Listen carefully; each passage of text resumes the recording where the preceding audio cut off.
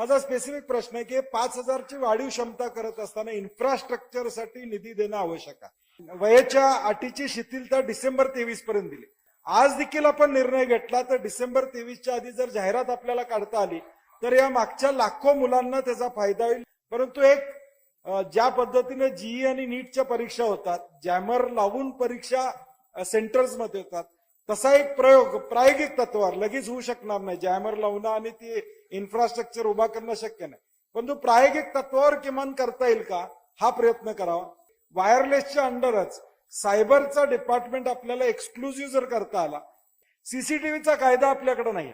आपण आता emotional intelligence या सगळ्या गोष्टी घातलेल्या आहेत, परंतु माझी विनंती की 9 महिन्याऐवजी 3 महिने अजून या बाकीच्या एक कोर्स आपल्याला देता येईल का या सगळ्या कॉन्स्टेबल्सने याचा विचार करा.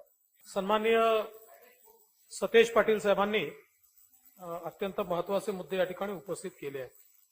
पहिल्यांदा तर ही गोष्ट खरी आहे की साधारण 1976च्या आकृतीबंधावर आपला पोलीस विभाग चालला होता.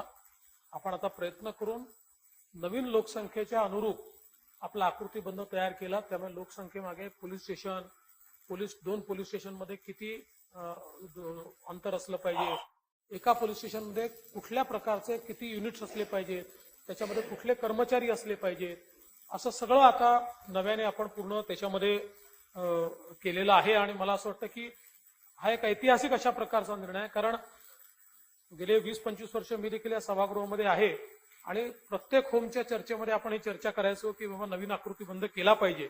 आता तो नवीन आकृतीबंध या ठिकाणी झालाय. कोविडमुळे आपल्याकडे पोलीस भरती होऊ शकली नव्हती आणि त्यामुळे एक मोठं डेफिसिट तयार झालं होतं आणि मग आपण ती पोलीस भरती केली आणि जवळपास 23,628 पदं ही आपण भरली, जो आजपर्यंतचा आपला रेकॉर्ड आहे. इतकी पदं आपण कधी भरलीच नाही.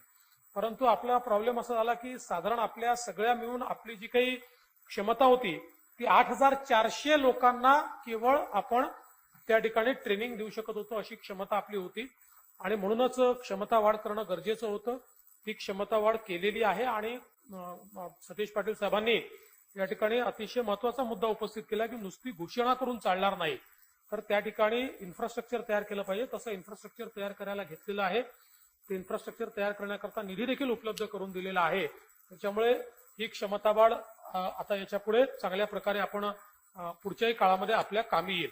एक महत्वाचा मुद्दा आपण मांडला की जी काही वयोमर्यादेची वाढ ही आपण दिली होती ती वाढ आता संपणार आहे.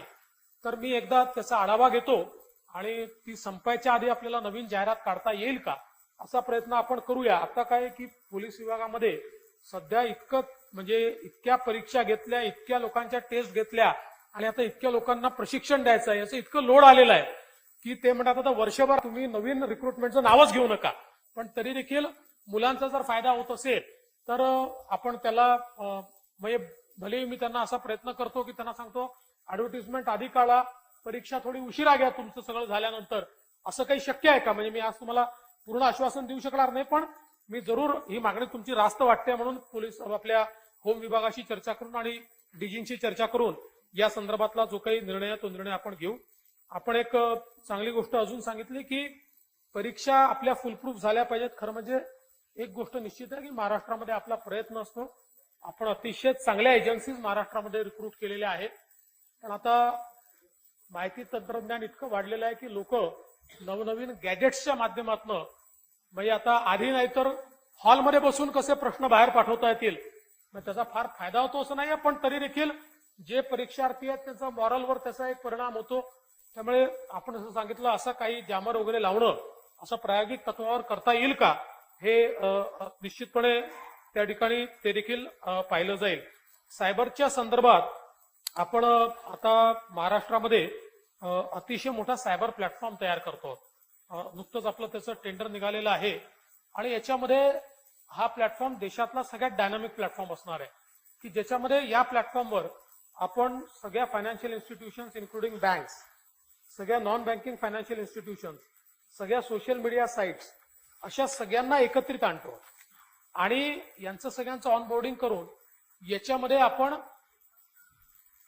वेगवेगळ्या प्रकारचे जे काही आता सॉफ्टवेअर्स उपलब्ध आहेत त्याचं इंटिग्रेशन करतो आणि एक अतिशय फास्ट रिस्पॉन्स टाइम आपण तयार करतो. कारण आपल्याला माहिती आहे की यातला सगळ्यात महत्वाचा रिस्पॉन्स टाइम आहे. एखाद्याचा क्रेडिट कार्ड फ्रॉड झाला आणि 3 तासात तो आपण जर डिटेक्ट करून ते पैसे अडवू शकलो तर ठीक आहे.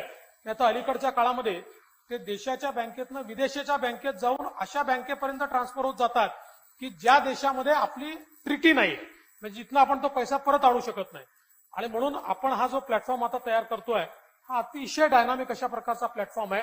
मुळात ज्यावेळेस माननीय देशाच्या गृहमंत्र्यांनी आपले गृह सचिव आणि गृहमंत्री यांची परिषद घेतली होती तेव्हाच आपल्याला त्यांनी असं सांगितलं होतं की त्या संदर्भातलं एक प्रेझेंटेशन आपण करावं. आणि ते प्रेझेंटेशन आपण तिथे केल्यानंतर त्यांनी आता इतर राज्यांनाही सांगितलंय की अशा प्रकारचा एक इंटिग्रेटेड प्लॅटफॉर्म हा तुम्ही तयार करा.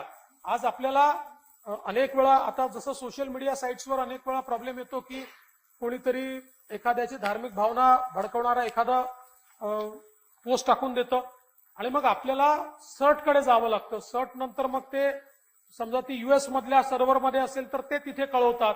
मग तिथे शनिवार रविवार असला तर शनिवार रविवारी ते लोक काम करत नाही. इकडे दंगली होऊन सगळं मोकळं होऊन जातं ती पोस्ट उडतपर्यंत. तर या सगळ्या रिस्पॉन्स आता आपणच देऊ शकू अशा प्रकारची व्यवस्था आपण सायबरची तयार करतो. आणि ही तयार करताना 2 प्रकार याच्यामध्ये आहे. याच्यामध्ये आपल्याला माहिती आहे की तंत्रज्ञान हे रोज बदलतं आणि आपल्याकडे सरकारमध्ये दुर्दैवाने एकदा एखाद्या व्यक्तीला आपण भरती केलं की तो काही रोज अपग्रेडेशन करायला तयार नसतो. आणि त्याला परीक्षा दे म्हटलं किंवा तू प्रशिक्षण घे म्हटलं की मग अनेक वेळा युनियन्स सांगतात की बाबा आता आम्ही या वयात प्रशिक्षण घ्यायचं का. पण सायबरचं एकूण जे काही वर्ल्ड आहे याच्यामध्ये टेक्नॉलॉजी रोज बदलते आहे, पेटेंट रोज बदलत आहेत, वेगवेगळ्या प्रकारचे आर्टिफिशियल इंटेलिजन्समुळे इंटरव्हेन्शन्स रोज बदलत आहेत. आणि म्हणून एक ड्युएल मॉडेलवर आपण तयार केलंय. यातलं काही काम हे आउटसोर्सिंगने होईल आणि काही काम हे आपल्या लोकांना आपण जवळपास 1000 लोकांना प्रशिक्षित करून आणि त्यांचा एक फोर्स आपण तयार करू, एलिट फोर्स सारखा एक फोर्स तयार करू. कारण फॉर्च्युनेटली आता आपल्याकडे म्हणजे ज्याला अलीकडच्या काळामध्ये जेनझी म्हणतात किंवा मिलेनियम जनरेशन म्हणतात, आता आपल्याकडे जी भरती होतीये ती या वयोगटातली भरती आपल्याकडे मोठ्या प्रमाणात आता व्हायला लागली आहे. त्यामुळे त्यांना म्हणजे अगदी शिपाई स्तरावरही जे आहेत ते शिकलेले देखील आहेत, ते थोडं टेक्नॉलॉजी हँडल करणार आहेत, मोबाईल किंवा सोशल मीडिया हँडल करणार आहेत. तर अशा लोकांना निवडून 1000 लोकांना प्रशिक्षित करायचं आणि त्याचा एक फोर्स आपला उभा करायचा, जेणेकरून हे जे सायबर गुन्ह्यांच्या संदर्भातलं जे वाढतं प्रमाण आहे तर त्याही संदर्भात आपण अतिशय ठोस पावलं उचलण्याचं ठरवलंय. आणि एक आपण त्याच्यात अशी सूचना केली की याला तुम्ही वायरलेसच्या अंडर आणावं, त्याचा जरूर विचार करू. पण आता काय होतंय की विशेषतः वेगवेगळे जे युनिट्स आहेत त्या युनिट्समध्ये क्राईम युनिटच्या अंतर्गत आपण हे ठेवलेलं आहे. कारण याचा संबंध अनेक वेळा जो काही क्राईम असतो त्या क्राईमचा एक भाग सायबर क्राईम असतो आणि म्हणून त्याच्यामध्ये मग एक डिस्कनेक्ट येऊ नये असा विचार करून आपण त्याला क्राईमच्या अंडर ठेवलेला आहे. तथापि आपण जे सांगितलं त्याचाही विचार आपण निश्चितपणे करू. आणि सीसीटीव्हीच्या संदर्भात आपण जे सांगितलंय ती चांगली सूचना आहे. त्यामुळे या संदर्भात भले कायदा नाही पण काही नॉर्म्स या तयार करता येतील का, विभागाला सांगण्यात येईल की आज तसं अपेक्षित हेच आहे की लॉ एन्फोर्समेंट एजन्सीनी मागितल्यानंतरच सीसीटीव्हीचं फुटेज दिलं पाहिजे. परंतु ते कोणी कोणाचं घेऊन जातं आणि काही करतं, त्यामुळे या संदर्भातले काही नॉर्म्स तयार करता येतील का या संदर्भातली सूचना गृह विभागाला दिली. हे सगळं तंत्रज्ञान जाणणारा असा तो फोर्स तयार झाला पाहिजे. नाहीतर परत एकदा यासाठीची काय व्यवस्था आपण त्याचा विचार केला आहे का. पहिला प्रश्न माननीय भाई जगतापांनी जो विचारला आहे तर मी पुन्हा स्पष्टपणे सांगतो की पोलीसमध्ये कंत्राटी भरती नाही. केवळ आपल्याकडे जी काही एक 23,000 आता आपण लोकांना प्रशिक्षित केलं, कारण 2 वर्षामध्ये आपण 2 वर्ष आपली भरतीच झाली नव्हती. 23,000 लोकांना आपण भरती केलं, त्यांच्या प्रशिक्षणाची व्यवस्था नव्हती म्हणून आपण प्रशिक्षणाची व्यवस्था वाढवली. त्या दरम्यानच्या कालावधीमध्ये आपलं जे महाराष्ट्र पोलीस सुरक्षा महामंडळ आहे तिथले कर्मचारी हे आपण आपल्या पोलिसांमध्ये त्या ठिकाणी घेतो. आता ही बातमी का आली तेही आपल्याला सांगतो की आपण जेव्हा त्यांना पोलीसमध्ये घेतो तर त्यांचा पगार कुठनं देणार, तर त्यांच्या पगाराचा GR काढावा लागतो, म्हणजे वित्त विभाग त्याला मान्यता देते. तसं आपण GR काढला. तो GR काढल्याबरोबर कोणीतरी बातमी छापली की बघा कंत्राटी पोलीस भरती होते. ही कुठली कंत्राटी पोलीस भरती नाहीये, तर महाराष्ट्र पोलिसांचं जे सुरक्षा महामंडळ आहे त्याचे लोक 1 वर्षाकरता 11 महिन्याकरताच आपण त्या ठिकाणी घेतलेले आहेत. त्यामुळे कुठेही कंत्राटी भरती त्याच्यामध्ये होणार नाही. दुसरा जो प्रश्न आपण मांडला तो खरंच आहे. म्हणूनच मी मगाशी सतीश पाटील साहेबांची प्रश्नाला उत्तर देताना सांगितलं की आता एक आपल्याला फायदा काय होतोय, आता आपण ज्या लोकांना ज्यांची भरती आपण केली, आता समजा यावर्षी केली 2022 मध्ये 23 मध्ये, तर हे जे काही तरुण आहेत हे एकतर मिलेनियन जनरेशनचे किंवा जेनझीचे लोक आहेत. म्हणजे हे 2000 साली जन्माला आलेले, 98 साली जन्माला आलेले, 2002 साली जन्माला आलेले.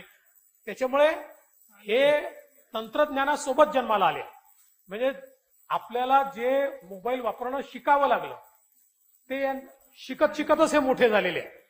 त्याच्यामुळे त्याचा फायदा घेऊन असे जे आपले आता पोलीस कर्मी आहेत यातल्या 1000 लोकांना पुढच्या काळामध्ये आपण पूर्णपणे प्रशिक्षित करणार आहोत. आणि मग त्यांचा म्हणजे ही जी काही सायबर फोर्स म्हणून आपल्याला उपयोग करायचा आहे, असा प्रशिक्षित फोर्सचा उपयोग हा आपण करू. आणि काही पदं अशी असतील की ज्याच्यामध्ये अॅनालिस्टचं पद आहे समजा, तर ते आउटसोर्स असेल. कारण त्याच्यावर आपल्याला सातत्याने बदलणारी टेक्नॉलॉजी ही त्या ठिकाणी घ्यावी लागते आणि त्याच्यावर परमनंट लोक देखील येत नाही. तर अशा प्रकारचं मॉडेल आपण तयार केलं आहे. त्यामुळे प्रशिक्षित लोकांचाच कोर्स आपण तयार करू. महाराष्ट्र सायबर सिक्युरिटी प्रोजेक्ट होणं गरजेचं आहे राज्याच्या हिताच्या दृष्टीने. माझी एकच सूचना आहे त्यातलं, वेंडर सेंट्रिक होऊ नये एवढं आपण स्वतः लक्ष घालावं. अतिशय योग्य आपण भूमिका मांडली आणि म्हणूनच आता आपण तयार केल्यानंतर आणि आता जगातल्या म्हणजे आता जो जगातल्या आता प्रीबिड झाली त्याची जगातल्या बेस्ट 18 कंपन्या म्हणजे मग महिंद्रा टेक महिंद्रा असेल, टाटा असेल, L&T असेल, या सगळ्या जगातल्या बेस्ट कंपन्या आलेल्या आहेत. आणि त्यांनी ज्या सूचना दिल्या त्याही सूचना आपण आता याच्यामध्ये काय आहे की जेव्हा आपण इंटिग्रेशन करतो काही पेटेंटेड प्रॉडक्ट्स आहेत तर ते त्यांनाही माहिती आहे.